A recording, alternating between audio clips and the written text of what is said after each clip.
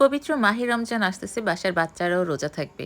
তো আলুর চপ ২ রকম করে তো ফ্রিজে রেখে দিয়েছি, যাতে রোজার সময় কাজ কম করতে হয়। কিন্তু আমার মেয়ের আবদার চিজি আলুর চপ বানাইতে হবে।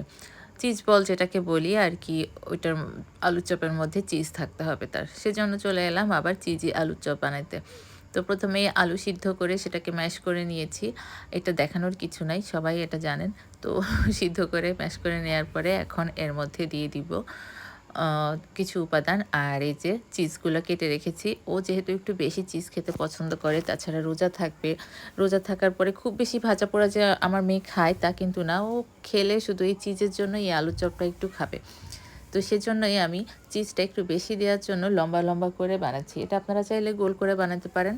আর এখন আমি আলুর মধ্যে দিয়ে দিচ্ছি বেরেস্তা। বেরেস্তা করেই রাখা ছিল, সেটা দিয়ে এখন দিয়ে দিব একটু লবণ, আর দিব চাট মসলা গুঁড়া, আর দিব ভাজা জিরার গুঁড়া। এইগুলা দিলেই বেশি ভালো লাগে। আর চাট মসলাটা দেওয়ার একটাই কারণ, চাট মসলার টেস্টটা আমার মেয়ের খুব পছন্দ। একটু চটকদার হয়, খেতে কিন্তু ভীষণ মজা হয়। তো এজন্যই দেয়া। অনেকে চাট মসলা না দিয়েও করতে পারেন একদম সিম্পলি। সেটাও ভালো লাগে খেতে। বাট আমরা একটু পছন্দ করি চাট মসলা, এইজন্য দিয়েছি। আর একটু লাল মরিচের গুঁড়া দিবেন যদি একটু বেশি ঝাল, ঝাল খেতে চান। আমি এখানে একটু লাল মরিচের গুঁড়া দিয়েছি, গোলমরিচের গুঁড়াটা দেইনি। এই তো। এইবার এই যে চাট মসলার প্যাকেট থেকে চাট মসলাটা দিয়ে দিলাম। আর বাচ্চারা কিন্তু একটু চিজ জাতীয় খাবার এখনকার বাচ্চারা বেশি পছন্দ করে। সেজন্য যেকোনো আইটেমের মধ্যে যদি একটু চিজ দিয়ে দেন তাহলে কিন্তু মজা করে খেয়ে নিবে। এই তো এটাকে খুব ভালো করে মিশ্রণটাকে মেখে নিচ্ছি। এটা যখন খুব ভালো মতো মেখে নেওয়া হবে, তারপর এর মধ্যে আমি দিয়ে দিব একটু আটা, ময়দা বা কর্নফ্লাওয়ার। যার কাছে যেটা থাকবে সেটাই দিয়ে দিবেন। তাহলে এটা বাইন্ডার হিসেবে কাজ করে, আর আলুর চপটা খুলে যায় না। খুব ভালো মতো আটকে থাকবে। রোজার প্রস্তুতি হিসাবে আমার তো বেশ কিছু আইটেম করে ফ্রিজে রাখা হলো। আপনারা কে কী করলেন? কারণ রোজার মাসে কিন্তু নামাজ পড়তে হয়, রোজা রাখতে হয়। সারাদিন রোজা রেখে বিকেলের দিকে কিন্তু বেশ কাহিল লাগে। তো তখন আবার ইফতার বানানোর জন্য এত কিছু করতে ইচ্ছা করে না। এমনি ইফতার বানাতে বেশ সময় যায় বা অনেক কিছু করতেই হয়। তারপরে যদি এত কিছু করে আবার ইফতার বানাইতে হয় তাহলে কিন্তু খুবই কষ্ট হয়ে যায়। আর এগুলো রেডি থাকলে ভাজতে কিন্তু খুব বেশি সময় লাগে না। মোটামুটি ১-২ ঘন্টার মধ্যে সব হয়ে যায় ইফতার রেডি করা। আর যদি এগুলা করা না থাকে তাহলে কিন্তু আপনার সেই দুপুর থেকে বা সকাল থেকে প্রসেসিং শুরু করতে হবে। তো সারাটা দিনই নষ্ট হবে। আর এই সময়টা যেহেতু ইবাদত বন্দেগী করতে হবে, তো সেইজন্যই আমি এবার বেশ কিছু করে রাখতেছি। এবার না প্রতিবারই কিছু না কিছু করে রাখি। এই তো এটা একটু চিজটা গোল করে কাটা ছিল তো। আর আমি এখানে কিন্তু মোজারেলা চিজ দিয়েছি। কারণ মোজারেলা চিজটাই এখানে খুব ভালো লাগে, একদম গলে যায়। বাচ্চারা খুব পছন্দ করে। বিশেষ করে আমার মেয়ে খুব পছন্দ করে মোজারেলা চিজ। ও আগেই বলে দিছে, "মা, অন্য কোনো চিজ দিবা না, মোজারেলা চিজ দিবা কিন্তু।"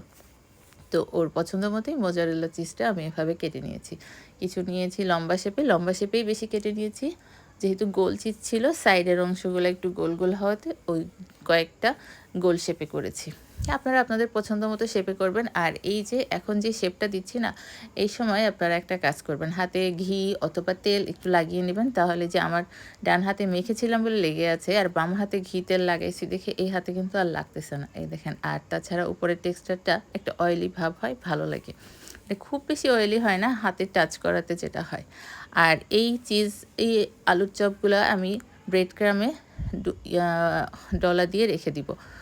আর ভাজার সময় একটা ডিম দিয়েও ভাজতে পারি, ডো দিয়েও ভাজতে পারি, কিংবা এমনিও ভাজতে পারি। কারণ ব্রেড ক্রাম্ব দেওয়া আছে যেহেতু, এটা এমনিতে ভাজলেও ভালো লাগবে। আর ফ্রিজ থেকে কিছুক্ষণ বের করে রেখে আরেকবার ব্রেড ক্রামে ডলা দিয়ে ভাজলে সবচেয়ে ভালো হবে। আর এই ব্রেড ক্রাম্বটা আমরা ঘরেই করেছি টোস্টের গুঁড়া করে। তো ঘরে বানানো ব্রেড ক্রাম্বটাই আমার কাছে বেশি পছন্দ হয়। বাজারের ব্রেড ক্রাম্বগুলো কেমন একটু বেশি দানা, দানা হয়। আমার ওটা খুব একটা পছন্দ না। বাসারটাই বেশি পছন্দ। তো আর বাসায় যেহেতু করে রাখি, বাসারটাই ইউজ করছি। আর ২ টা ভাজতেছি মাত্র। তখন মেয়ে স্কুলে ছিল। আর আমিও বোধহয় রোজা ছিলাম, খাবো না। তারপরেও ২ টা ভাজতেছি কারণ আপনাদের দেখানোর জন্য। আর বাকিগুলো সব ফ্রোজেন করে রেখে দিয়েছি। মেয়ে বিকেলে আসলে ভেজে দিয়েছি। তো ভাবলাম এখন ২ টা ভাজি। তারপরে এই ২ টা হচ্ছে করে দেখি কেমন হইছে।